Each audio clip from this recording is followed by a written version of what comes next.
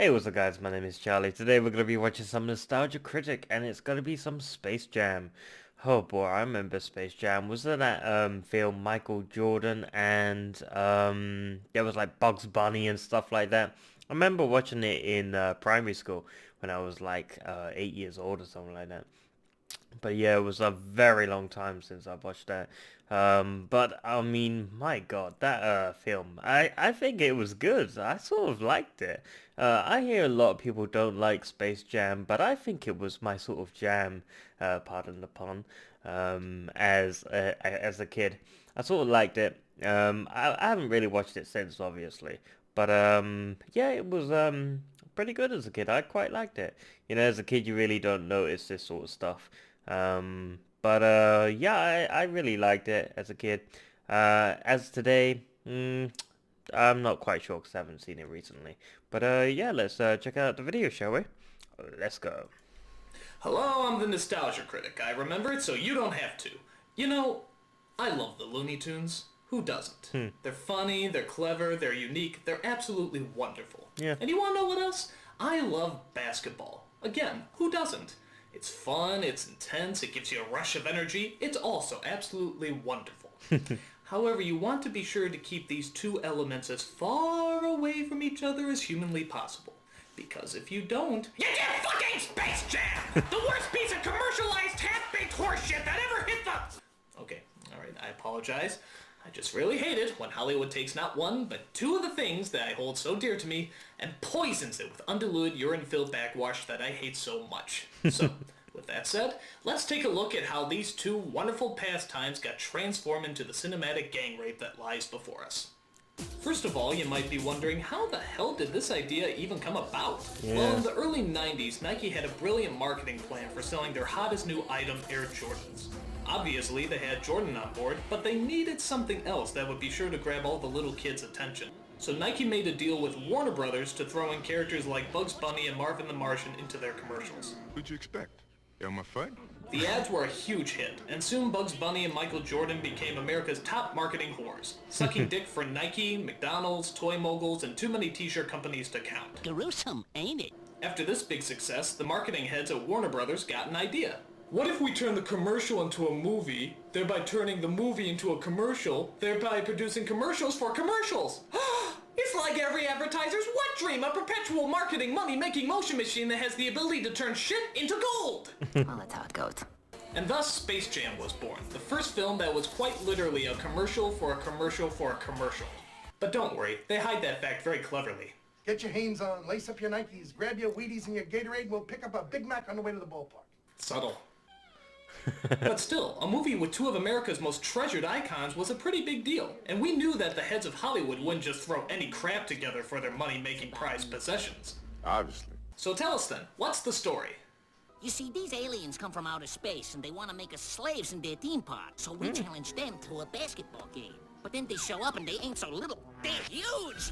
We need to beat these guys, because they're talking about slavery. They're going to make us do stand-up comedy. The same jokes every night for all eternity. We're going to be locked up I'm like right wild there animals with and then you. trotted out to perform for a bunch of lowbrow, bug-eyed, fat-headed, humor-challenged aliens. Is it too late to get my money back?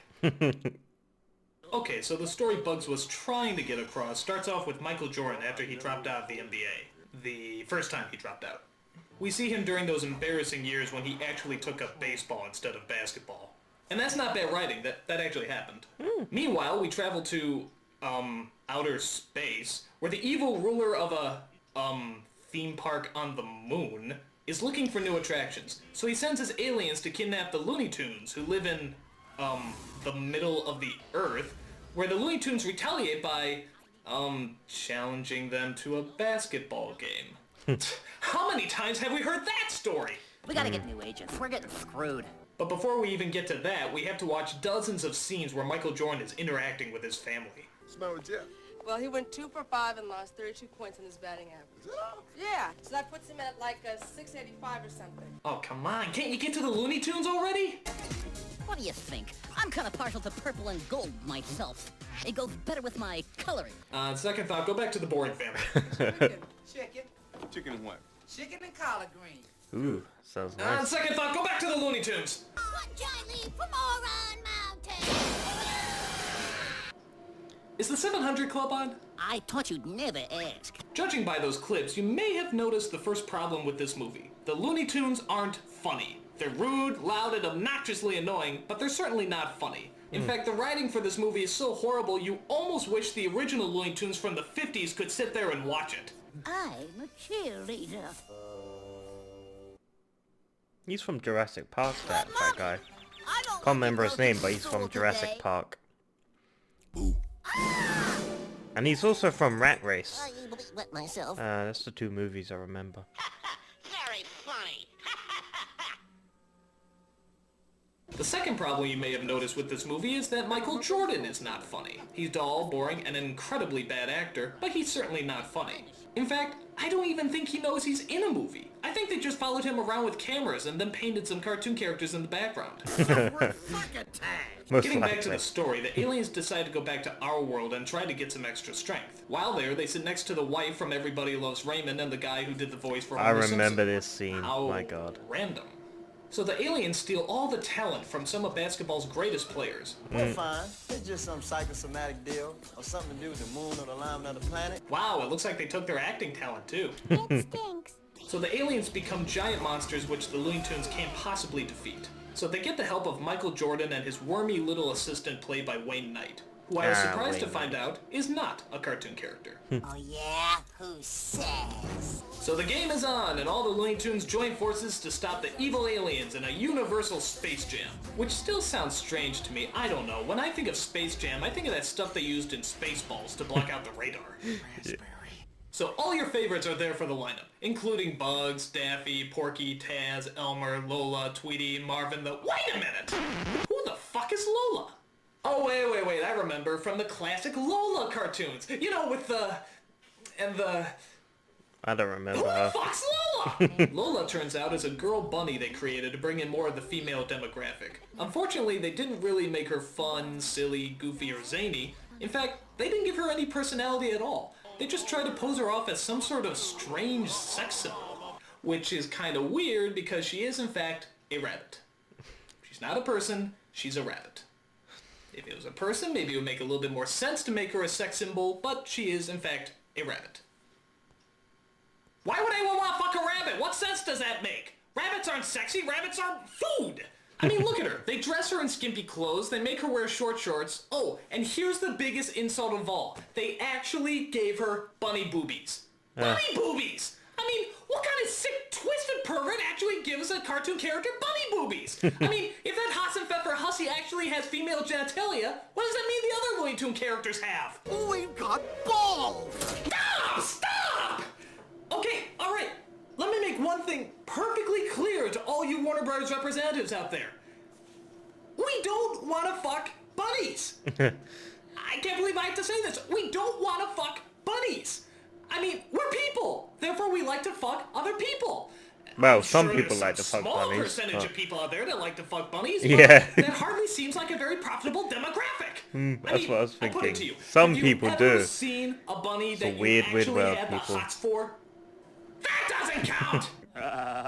Okay, so aside from promoting bestiality to kids, the film also has the worst camera shots in the entire world. That is to say, they're God. all extreme close-ups. Seriously, I feel like all the characters in this movie are about to French me. These shots are so close, I keep thinking the camera's gonna hit them in the face, like in the opening of Aladdin.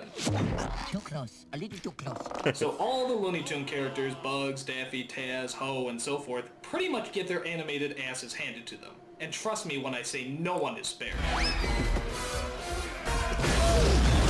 Dude, did they just beat the shit out of Granny? They did! They just beat the shit out of Granny! Wow. They actually tackled, punched, and kicked an innocent old lady who never harmed anyone in her life! That's funny. Can I see it again? Yeah. One more That is time. funny. Oh my god, I could watch that forever. But unfortunately, the movie continues, and it turns out that Michael Jordan and his Looney Tunes are actually short one player. Who could they possibly get? Oh No, my Bill! god. What are you doing? You still got a career to lose! Perhaps Perhaps I could be of some assistance. No, stick to Go! Ghostbusters. Get out! There's still time! Look, you made it through Larger Than Life, and you made it through The Man Who Knew Too Little, but I just don't think you can survive this! This is why I was born. Stick to Okay, I'm Groundhog gonna Day. give you the name of a Stick to director here, Ghostbusters. Sofia Anything else Coppola. from this She's movie. kind of a newcomer, but she has a lot of promise. Just think about it. Very funny. Of course it comes down to a tied game, and it's up to Michael Jordan to score the final point. But, in a stunning turn of events, they actually don't win. They lose the game, defying all cinematic conventions. Michael Jordan finds out that he is an imperfect human being, a fallen hero. He discovers the burden and responsibility that having such great power requires. But he also finds that strength comes from the mind and soul, and not just from athletic accomplishments. Though, not the happiest ending. The film teaches children that even in their darkest moments, you can always find unity in yourself. And That's that, my not how I friend, remember is it. the essence of all mankind. Nah, just kidding. He makes the basket. and Yep, wins. that's what I was gonna say. I can't remember that. So the Looney Tunes get Michael back home, give the players back their talent, and return to being their phenomenally unfunny selves. But Jordan still has one last thing to settle. Man, you know he doesn't play basketball anymore. You know, he probably doesn't even have it anymore, guys. There's only one way to find out.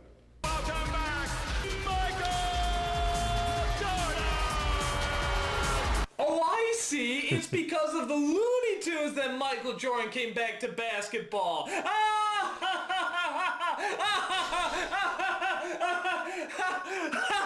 this movie sucks. I mean, what were they thinking? In what insane asylum could this movie possibly be considered good? And you want to know what the amazing thing is? This movie actually had 4 writers.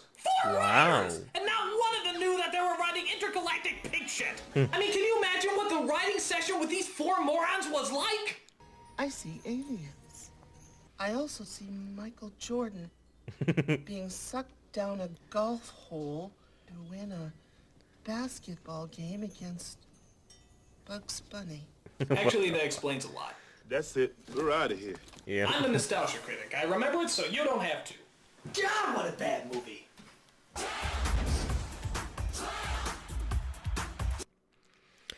Okay, so yeah, that was Space Jam, and that was Nostalgia Critic's sort of view on it. But I still hold my opinion that as a kid, it was a decent movie to watch. As a kid, not today.